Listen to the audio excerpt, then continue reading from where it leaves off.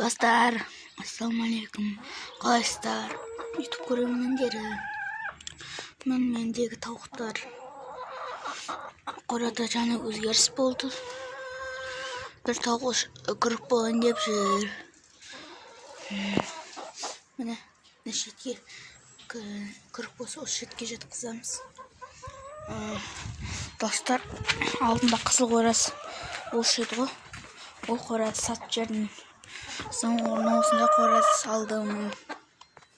Тауықтарға комбикорм сонда бергеніз, қойыңыз, жем беріңіз. Сосын жүгері беріңіз, тара беріңіз. Комбикормнан тауықтар тумайды, семіріп кетеді. Сосын тауықтарыңыз тумай кетсе, қолаңыз. Ішіндегі жұмыртқалары шайқалады. Сосын тауықтарыңызды күнге далаға жайыңыз. Сосын тауықтарыңызға шөп беріңіз. Bir қара тауығым өліп қалды. Міне мына тауық кырык болайын деп жүр. Сосын қызыл тауық. Міне алдында қызыл қораз сатып жібердім. Осы қоразды алдым. Міне соң ұяны тауыстырдым. Ұя дәу болған соң шақты ішінде заттарды аламаймыз. Қазір менде 11 тауық, бір қораз.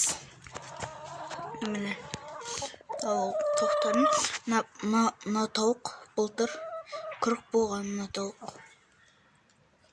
кырык болған. Мен оның балапаны.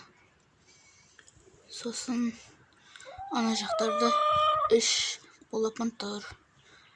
Міне жаңа қоразды алдым. Базардан сатып алып келдім. Дирхайнер деген тауықпен несушка деген тауықпен аралас.